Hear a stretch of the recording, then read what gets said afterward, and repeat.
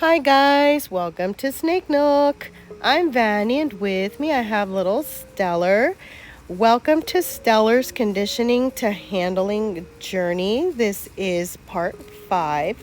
If you're just joining us for this series, this is actually handling session number 14 or so. I'm not recording every single session. I have recorded every other session. And the reason for that is because my phone is all of my equipment to record and everything when I do videos. I don't have a microphone. I don't have a separate camera. My phone is everything, and I am my own camera person.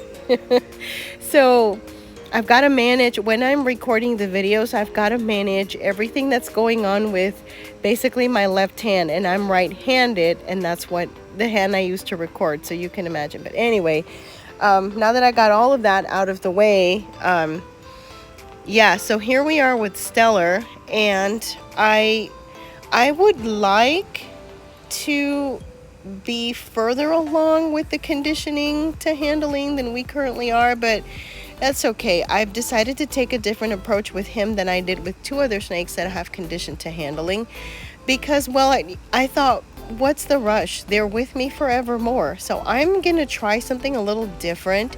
Give this particular snake, Stellar, he is a spotted python, by the way, more time to adjust to me handling him, because when I first got him almost 2 months ago, he was certainly not at all conditioned to any kind of handling, and except for when I did the unboxing, any other time that I interacted with him shortly thereafter was just completely stressful for both me and him, because he would square up, he would strike everywhere, he would strike at the air, he would strike in my direction.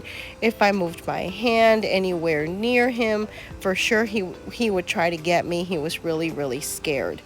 And I decided, well, he's with me forevermore, so I'm going to try something a little different. I'm going to think about this. I'm going to be very purposeful how I condition Stellar to handling.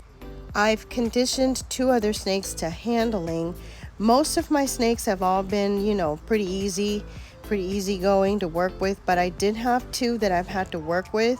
One was the Central American hypo salmon boa, her name is Sandstorm, and the other one was Torrent, my jungle carpet python, and here is a picture of both of them.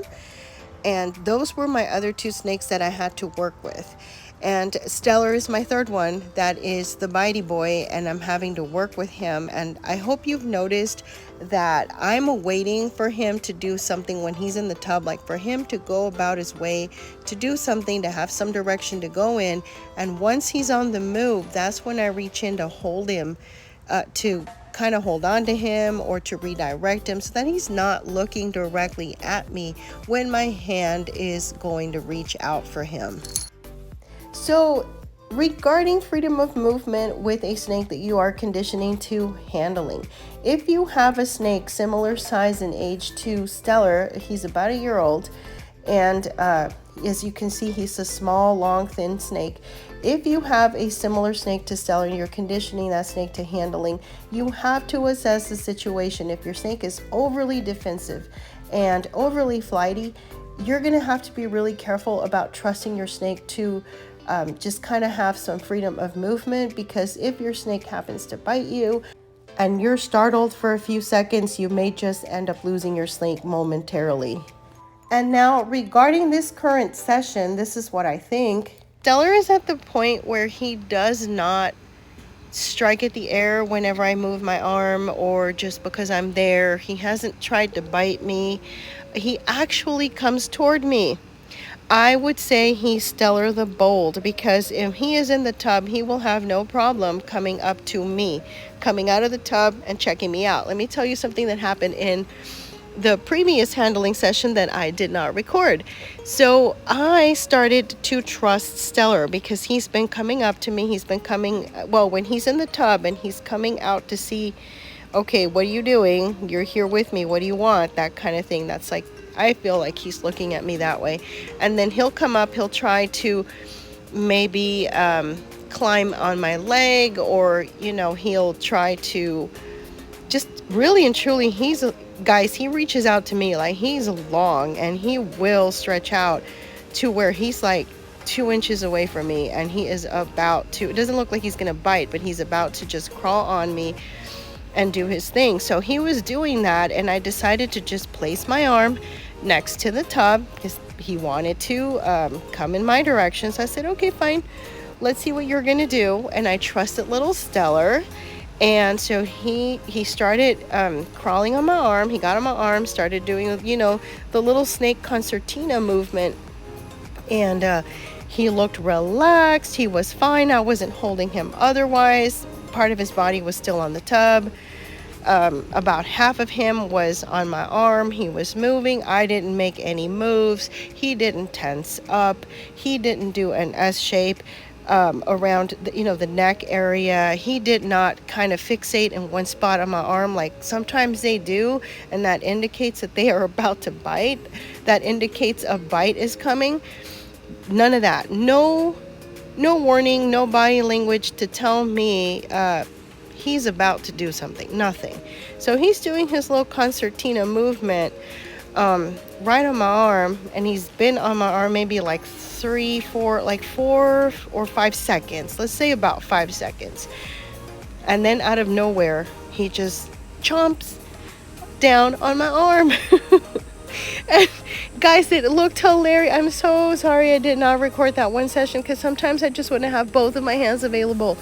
And I'm glad I did, because this time he decided to chomp down on my arm, and he when a dog bites into a toy or something, and they kind of do a little head shake, something like, maybe my eyes wanted to see that because he bit me, but I'm pretty sure he did a little something like a bit of a head shake. I could be wrong, but anyway, I have no way to show you this because I didn't record it. But I felt like if any of you have ever seen the original Avatar, when Neytiri finds out that Jake was actually working with the Sky People, and he was in cahoots with them, and then she says, "I trusted you," and she's crying. Okay. That's how I felt after I trusted Stellar to climb onto my arm, and then he bit me. But anyway, guys, as you have seen me work with Stellar, I hope you've noticed that I continually redirect the direction where he's heading to. And what I'm doing there is every time I redirect him, that is giving me an opportunity to hold him, to touch him, for him to feel the human touch, and that he knows he's okay, he's safe.